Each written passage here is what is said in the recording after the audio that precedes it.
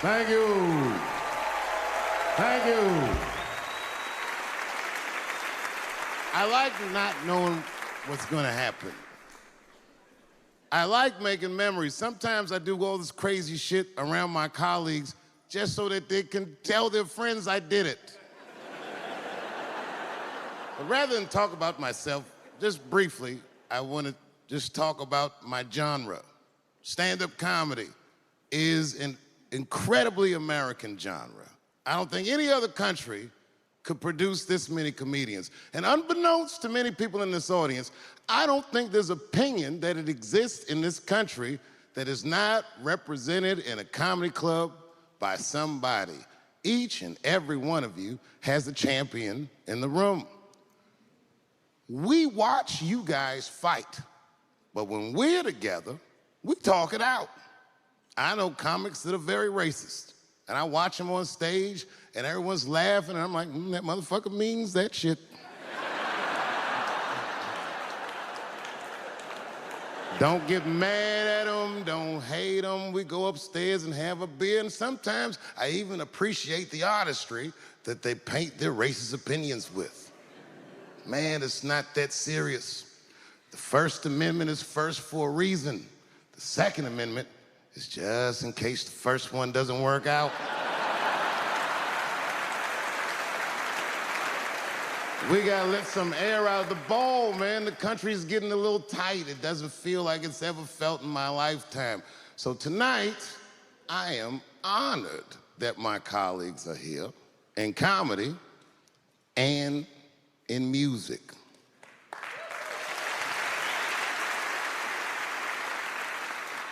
And I want everyone in America right now to look at me.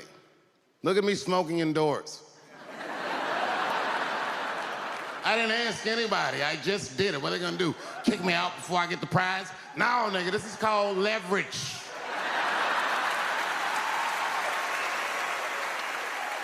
The thing that I liked best about tonight was that I saw so many people from different parts of my life, like friends that I grew up with here in DC, friends of mine from Ohio then and now, friends of mine from comedy clubs, all the fucking musicians that blew my mind. You guys have no idea how you inspired me. I want to give a special shout out to my OG, Tony Woods. Miles Davis has a quote. It's one of my favorite. Miles Davis said so much cool shit, but one of the things he said I always loved, he said, it took me years to learn how to play like myself. You know, he would watch other musicians, and he would try to play like Dizzy or Bird, or all the guys who were great. Tony Woods was my Dizzy and Bird if I was a Miles. I was trying to play like you. You were the first person I ever saw do it absolutely right. You were fearless, and you told the truth. There's something so true about this genre, when done correctly, that I will fight anybody that gets a true practitioner of this art form's way, because I know you're wrong. This is the truth, and you are obstructing it. I'm not talking about the content, I'm talking about the art form. Do you understand? Do we have an agreement? And what I really wanted to say tonight, and I'm glad I get the platform to do it, I'm gay. I am gay, and I can't wait to see what this does for my career, being gay like this.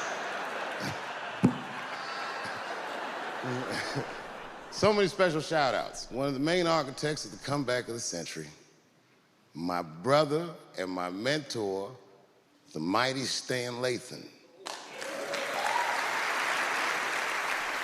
I never dreamed that I would be able to work with someone as great as you.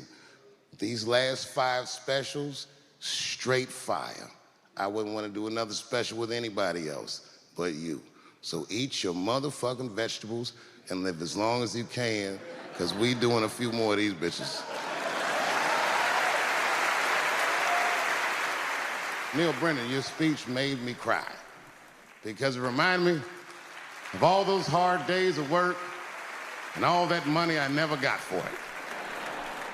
The other real special shout out I gotta make, because none of this would have been possible on any level without this person, is my mother. Mom. My mother. Mom. You have no idea what I put this woman through. If you had just given birth to me, that would have been more than enough. But the fact that she raised me and raised me well, we had a real oral tradition in our house. I knew the word griot when I was a little boy. A griot was a person in Africa who was charged with keeping the stories of the village. Everyone would tell a griot the stories and they would remember them all so that they could tell future generations. And when they got old, they'd tell them to someone else. And they say in Africa, when a griot dies, it's like a library was burnt down. And my mother used to tell me, before I ever thought about doing comedy, she said, you should be a griot. And she'd fill me with every story of black life. You know, she's educated in African-American studies, and she would let me understand the context that I was being raised in, that I'm being raised in a hostile environment that I have to tame. By the time I was 14 years old, I was in nightclubs, mastering an adult world. It was terrifying. The crack epidemic was going on, and my mother would hear gunshots outside and be scared to death. Maybe it's my son. But early in my career, if you remember, Mom, you used to sit in the club with me. She'd do a full day of work. You'd be back there falling asleep, just waiting for me to go on. She would watch my show every night. Do you know how long that car ride is home?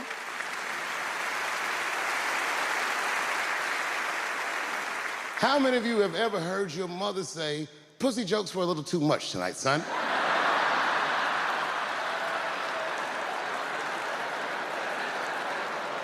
I was a soft kid. I was sensitive, I'd cry easy, and I would be scared to fist fight. And my mother used to tell me this thing, I don't even know if you remember, but you said this to me more than once. You said, son, sometimes you have to be a lion so you can be the lamb you really are. I talk this shit like a lion. I'm not afraid of any of you. When it comes word to word, I will gab with the best of them, just so I can chill and be me. And that's why I love my art form, because I understand every practitioner of it. Whether I agree with them or not, I know where they're coming from. They want to be heard. They got something to say. There's something they notice. They just want to be understood. Love this genre. It saved my life. So tonight, Mom, I would like to honor you in a very special way that I cannot do on my own. But because now I'm a man with great and influential friends, I'd like to ask my man Thundercat to come out on the stage. Thundercat, the Mighty Most Def. Washington, D.C., thank you very much for giving me a home and a place to start. Today is officially Dave Chapelle Day in Washington, D.C. The mayor declared it last night. So, in the future, on Dave Chapelle Day, I ask everyone who wishes to celebrate it to make one incredible memory for themselves and or somebody else. Thank you very much. Good night.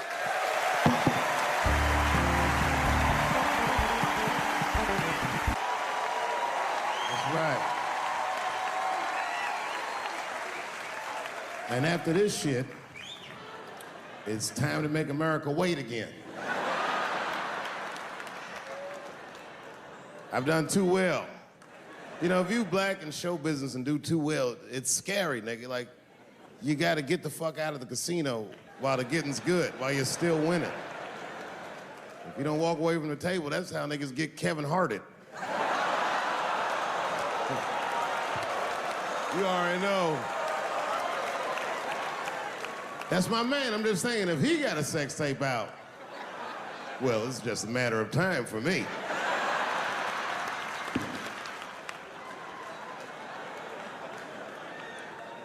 But you know why I be thinking sometimes I want to stop doing comedy? And you know, I don't want to sound like a braggart saying this, but the real reason I want to stop is because I'm too goddamn good at it. I'm dope, nigga. No, I'm not even exaggerating. It's not exciting.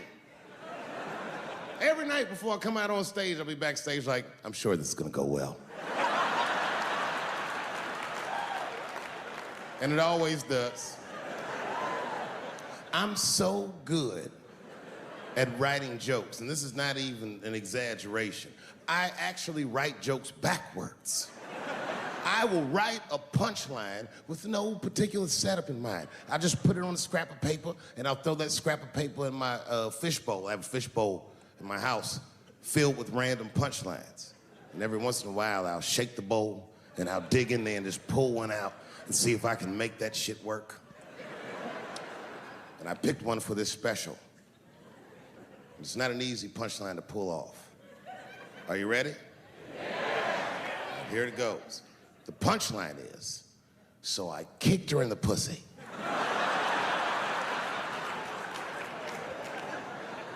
I haven't finished the joke yet. I just know whatever happens in the beginning of the joke, at the end of the joke, for some reason, I'm gonna kick somebody in the pussy. And it's going to be hilarious. And you know what's weird? I've always been this talented. I can't remember a time when I wasn't. You know, when I was growing up, I was probably about 8 years old, and at the time, we were living in Silver Spring. Yeah. Yes. Common misconception about me in D.C., a lot of people think I'm from the hood. That's not true. But I never bothered to correct anybody because I wanted the streets to embrace me. As a matter of fact, I kept it up as a ruse.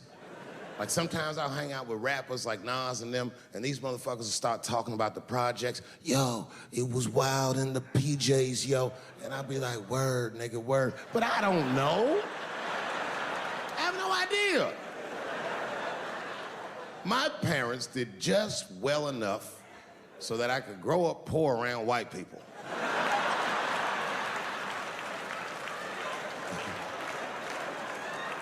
And to be honest, when Nas and them talk about the projects, nigga, I used to get jealous because it sounded fun. Everybody in the projects was poor, and that's fair.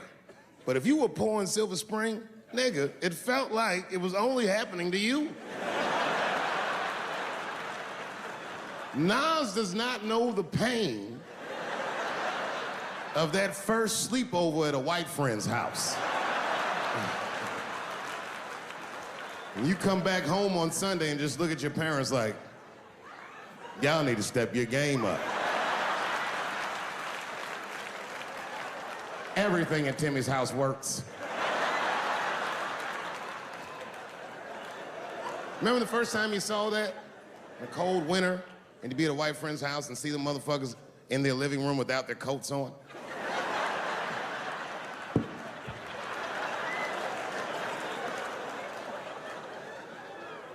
Timmy was one of my first white friends, like, in my life, man. He's a good dude, too. He moved to Silver Spring from Utah, of all places.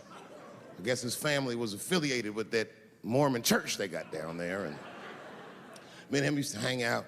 And one day I was at his house, we were just hanging out, and Timmy says, Dave, why don't you stay for dinner tonight?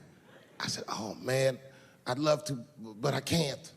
If I'm not home before dark, my mother will kill me. That was a lie. My mother had several jobs. I hadn't seen her in like 3 or 4 days. And the only reason I lied to Timmy was because at that point in my life, it was my experience that white dinner wasn't delicious.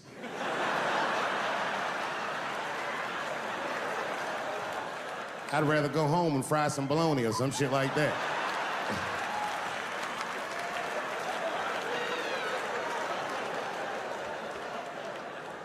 But then old Timmy threw me a curveball I wasn't expecting. He said, well, it's too bad you can't stay, Dave, because Mom made stovetop stuffing. I said, what the fuck, stovetop? Well, hold on, nigga, let me make some phone calls real quick. I had seen that commercial so many times, I had dreamt of getting my hands on some of that stovetop stuffing. And finally, I met a motherfucker that actually had a box of stovetop in the house. I couldn't miss this opportunity, so I pretended to call my mother. And then I came back and I said, Timmy, you're not gonna believe this great news. Mom said I can stay. And he said, fantastic. He said, why don't you come with me and we'll help set the table and then we can say the blessing. I had no interest in setting this motherfucker's table or saying these crazy ass Mormon prayers. I just wanted that goddamn stuffing.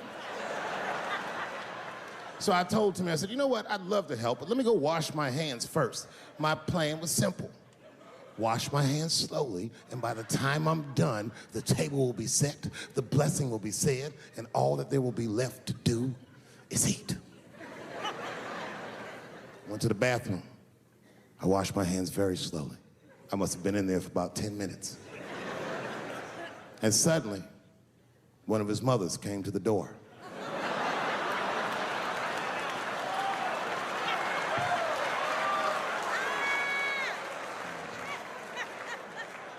She was like, hi, David, right? I said, yes, ma'am. She said, Timmy tells me that you're planning on staying for dinner. I said, I hope that's not a problem, ma'am. She says, no, it's no problem. In fact, we'd love to have you. It's just that we weren't expecting company. And I'm afraid there's not enough stovetop stuffing for everybody. So I kicked her in the pussy. Bam!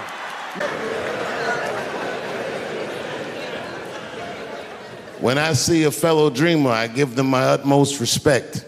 Even if I don't understand what their dream is. I know a dreamer when I see one. And I've met many powerful dreamers in my life. None more powerful than a man who calls himself Little Nas X.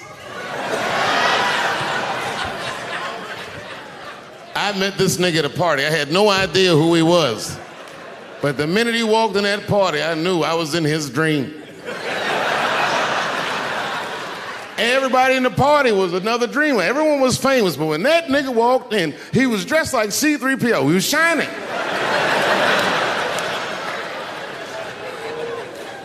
And everyone was like, oh my God, there he is. That's Little Nas X. I didn't know who he was. And for some reason, out of all them dreamers, he walked right up to me.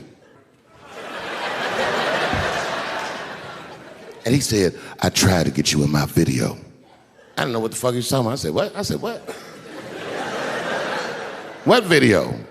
And he just looked at me like, you know what video, and walked away. And I watched him walk away. I said, man, this nigga's having a very powerful dream.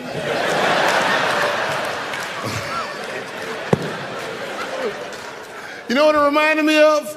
It reminded me of when we was in grade school. Remember in grade school, the teacher would ask everybody what they want to be? Timmy, what do you want to be when you grow up?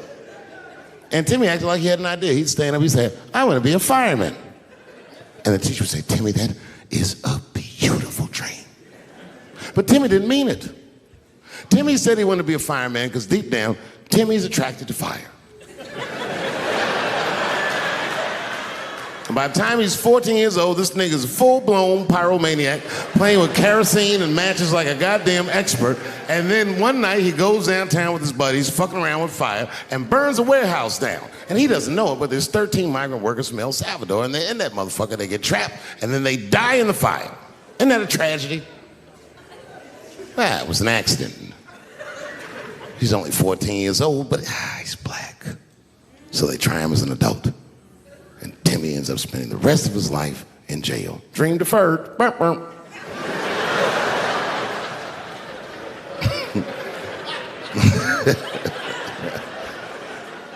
What about you, Billy? Billy, what do you want to be when you grow up? And Billy stands up and he says, I want to be president of the United States.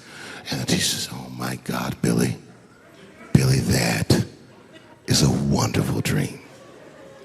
And Billy means that shit. Billy does everything right. That motherfucker gets his grades up. He joins student government. He even does extracurricular activities like show choir just to make his resume look good. He's on track to be president, but junior year he wipes. When he's 16, he gets his girlfriend pregnant and has to drop out of high school to make ends meet. But lucky for him, the local Walmart's hiring. By the time he's 20 years old, this motherfucker makes assistant manager at Walmart. He's the youngest one in the district. He says, oh my God, if I can keep this up for 4 more years, I could be a manager. And if I can keep this up for 6 more years after that, I could even be a regional manager and have as many as 3 Walmarts under my control. And he's a big picture guy. He sees where this path is going, so he kills himself.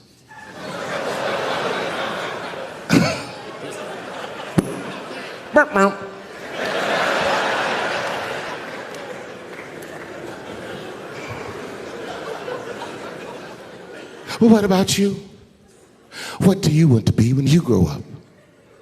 I don't want to say, because I don't want the other kids to laugh at me. Who cares if they laugh? Your dream is yours. Own your dream so they can come true. Say it loud and proud. What do you want to be when you grow up? Little Nas X. That nigga stood up in front of the whole class. I want to be the gayest nigga that ever lived.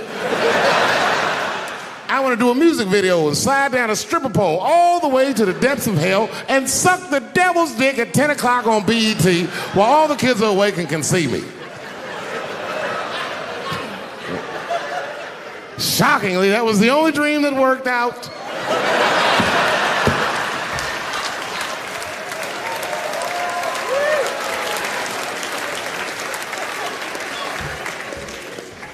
That's why I'm here tonight in the city where I built the dreams that I live, because I wanted to tell you all that they came true.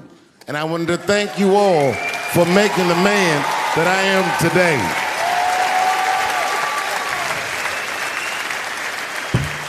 Yes, I am living a very powerful dream.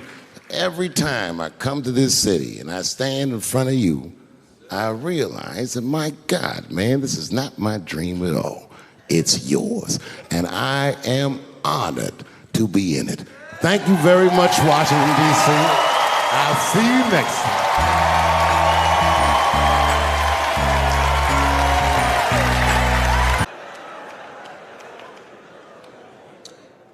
Sometimes I think that the media is hard on Trump, because I'll see shit that they get on him about that doesn't seem bad to me. I mean, a nigga got on Trump about not staying in the White House enough. Who gives a fuck? This motherfucker was rich. Used to shit in the gold toilet. It's true. I don't know if you've ever been to the White House. It looks like a very nice place to work, but I wouldn't want to live in that Scooby-Doo ass house either. That shit's terrifying looking. Imagine you trying to jerk off in the crib and Abraham Lincoln's just looking at you like,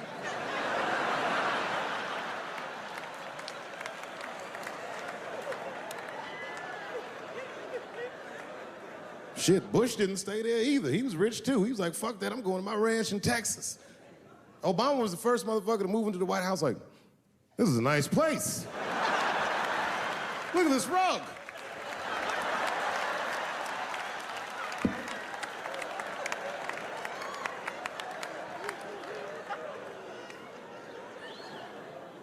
The media got on him about putting Jared Kushner in his cabinet, and I didn't think that that was the worst thing he'd done. I mean, it was still early, and I mean, it's not unprecedented. Kennedy had his brother as the attorney general, right? And this motherfucker's a Washington outsider. To be honest with you, I'd probably do the same thing. As a matter of fact, I do. You think I go to a Hollywood meeting with all them white folks by myself? I bring my nigga Mac Mittens from the streets.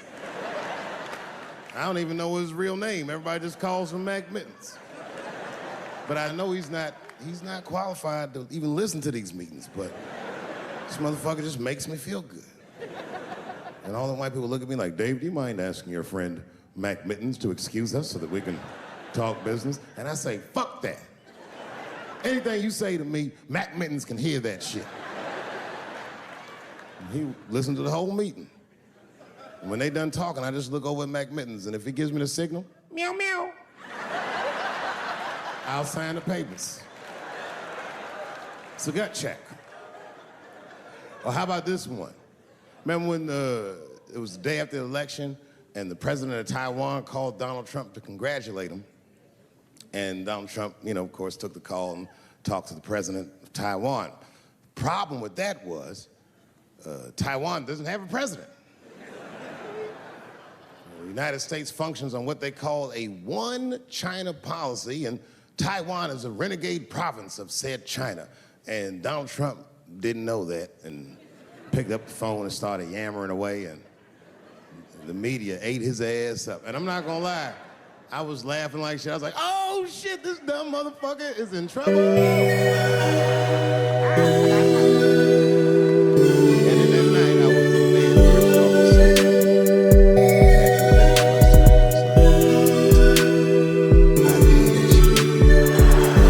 like, I didn't know that you. And then I realized the media got the story wrong. The story wasn't that Donald Trump took the call. The biggest story is that nobody told Donald Trump not to take the call. It's terrifying. God damn it, you don't have Americans on your team. It wasn't like they were calling the White House, they were calling the switchboard at Trump Tower, and they were getting through. Anybody. Mr. President, there's a ringing Tabby on the phone for you. Hello, Ricky Tabby. Good to talk to you. Mr. President, there's a Jacob Edward Smith on the phone. His name is my name too. Hello, John Jacob. Let's talk business. How many people in this room are not originally from the United States? Around the world. Where are you from, bro? You right there. You're from Iraq? I was fucking around. How long have you been in this country? 23 years? Are you citizen? You are? Congratulations. Congratulations. Well, welcome to this great land. And I'm gonna give you a history lesson, because I'm sure this wasn't on your entry exam. But every naturalized American has heard something about the military. I traced the early 50s in the United States. As a 14-year-old boy goes down from Chicago to Mississippi. His extended family first got married in Mississippi. And before he went, his mother said, a very pointed statement, white man losing their eyes in Mississippi. Look away. And I don't know what you know about black people in Chicago. They're not scared people.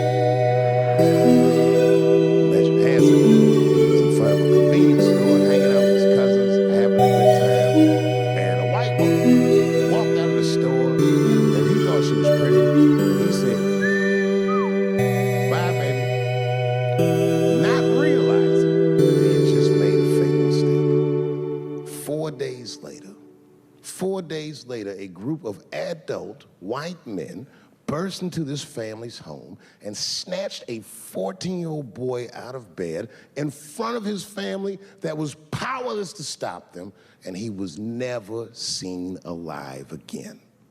His name was Emmett Till. They found his body maybe a few days later. It was in a creek, tied to a wheel so it would sink, horribly beaten and bloated. Hideous. And lucky for everybody in America, his mother was a fucking gangster. She was.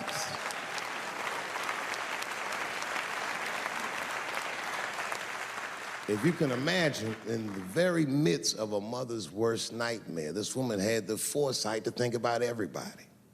She said, leave my son's casket open. She said, the world needs to see what they did to my baby. And every publication here in the United States, from Jet Magazine all the way to the New York Times, had this boy's horribly bloated body on its cover.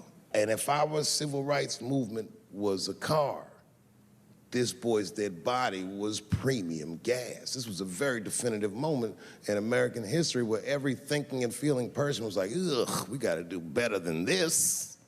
And they fought beautifully, and here we all are.